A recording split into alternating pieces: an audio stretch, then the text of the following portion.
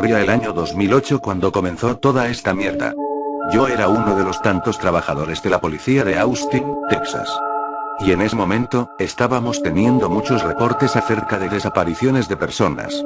Estuvimos así durante meses, unos 7 meses para ser exactos.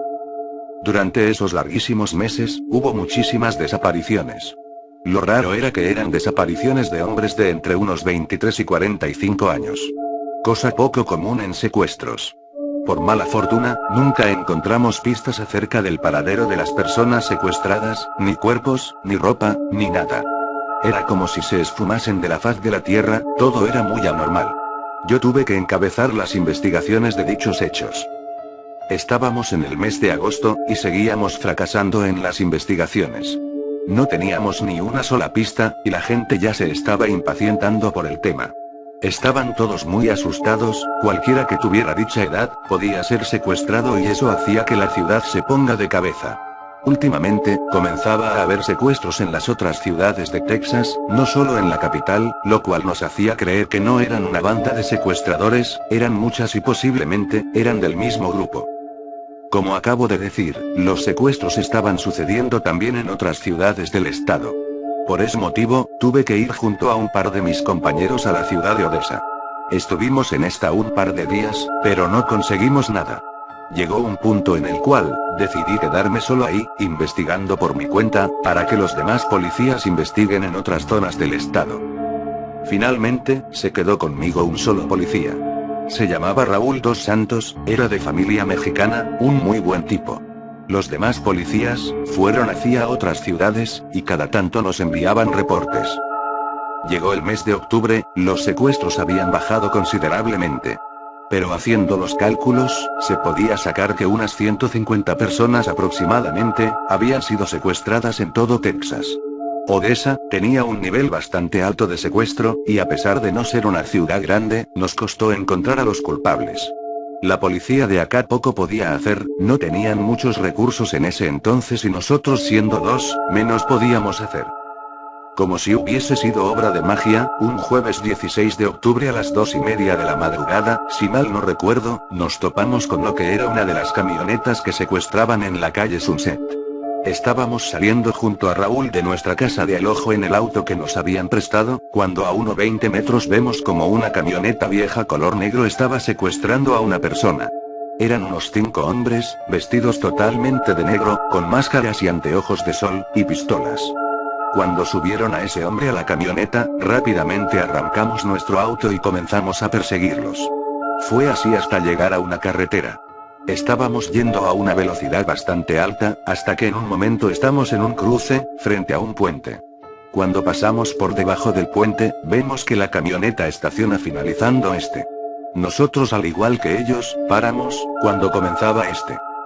Estuvimos un par de segundos esperando a ver qué pasaba, y cuando estábamos decididos a salir a increparlos, una camioneta bastante grande que salió de las oscuridades, impactó contra nosotros, dejando nuestro auto contra el costado del puente, roto. Por suerte, no fue nada grave. Solamente fue un golpe, pero estábamos bien. Llamamos a la policía local, y nos fuimos. Ese momento, teníamos 3 pistas nada más. 1, que utilizan una camioneta negra, 2, que trabajan en un grupo y 3, que lo hacen a la madrugada. Pasaron 10 días aproximadamente, no habíamos vuelto a ver a ninguna de esas camionetas, y eso que estuvimos varios días buscando. Parecía que se habían ido de la ciudad, o eso creíamos. Estaba durmiendo cuando de repente empiezo a escuchar los gritos de Raúl, me levanté rápidamente y cuando estaba por agarrar mi arma, entran 2 hombres a mi habitación y me golpean. Caigo al suelo y me desmayo. Me desperté, estaba todo borroso, pero pude ver que estaba a mi lado Raúl. Estábamos los dos atados de manos y pies, con cinta en nuestras bocas, había mucho movimiento en ese momento, estábamos en una ruta al parecer. A un lado, estaba uno de los hombres que habían entrado a la casa, tenía un arma. Estaba hablando con otro, pero no pude escuchar nada de lo que decían, creo que me habían tapado los oídos. Luego de unos pocos segundos, me volví a desmayar. Volví a despertar, los hombres me estaban cargando. Logré ver que estábamos yendo a una especie de garaje gigante. A la derecha, vi que había una especie de casa bastante grande, era de ladrillo, tenía una estructura parecida a las casas de los británicos. Pero no pude ver más, estaba muy oscuro. Entramos al garaje, y ahí me sentaron en una silla al lado de Raúl y luego, nos vendaron los ojos. Estuvimos así durante un día o un poco menos. Cada tanto venían, nos sacaban las cintas de nuestras bocas y nos daban de comer y beber, luego nos ponían la cinta nuevamente. El tiempo que estuve así, no pude escuchar nada. Seguía con los oídos tapados. Me dormí, y desperté en el piso. Junto a mí, había una AK-47. No entendía nada de lo que estaba pasando. Estaba todo bastante oscuro, solo había un poco de luz en la zona donde estaba el arma. La agarré y le cargué las balas, no sabía en lo que me habían metido. Pasaron un par de segundos, y una voz saliente de un altavoz habló. Esta decía: bienvenidos desaparecidos, hoy comenzaremos un experimento de supervivencia. Pero no se alarmen, les explico bien. Aquí dentro son 25 personas. De las 100 y pico que hemos raptado, ustedes fueron las elegidas para participar de esto. Tienen 1 hora y media para matarse entre todos. Solo puede quedar uno vivo. Les hemos dejado diferentes tipos de armas a cada uno para que empiecen. También, les hemos puesto máscaras a todos para que nadie sepa quién es quién, por lo cual, seguramente matarán a algún conocido. Están parcialmente a oscuras, así que sean cuidadosos porque solamente tienen una vida.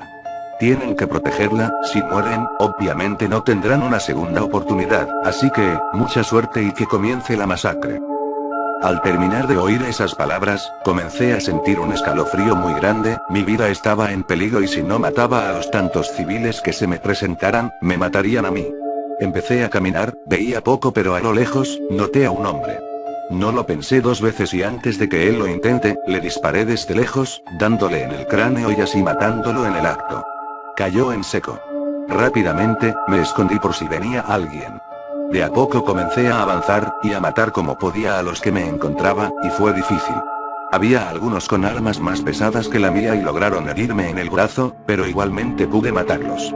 Otros, tenían francotiradores y en varias ocasiones, casi me daban pero pude salvarme y matar a un par de ellos. Estuve así durante un tiempo, hasta que los altavoces vuelven a emitir la voz del hombre y este decía: bien chicos, quedan 4 de ustedes y les quedan unos 10 minutos. Les recomiendo apurarse, suerte.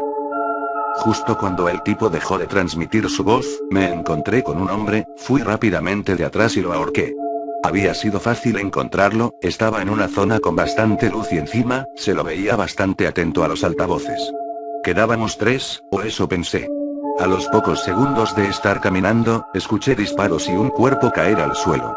Finalmente éramos 2.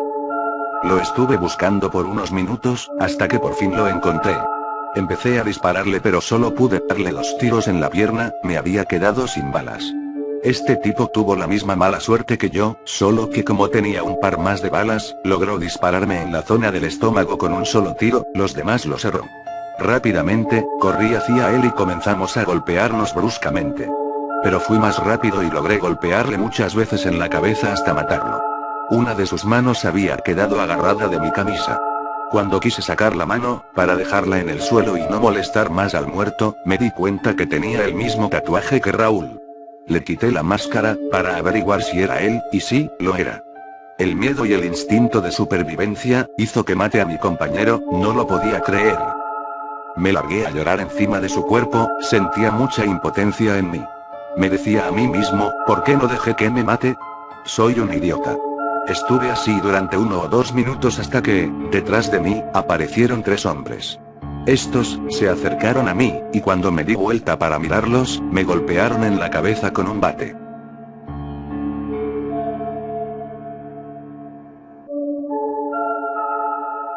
Desperté. Era de día, estaba en medio de la rota, a un costado. Al lado mío había un auto. Entré en él, y en el asiento trasero, había una maleta. La abrí, había una nota y dinero, mucho dinero. La nota decía: gracias por participar en el experimento, acá tenés tu recompensa por ganar. Disfrútala. Por cierto, no intenten buscarnos, trabajamos en la oscuridad y jamás seremos encontrados, no vale la pena intentarlo.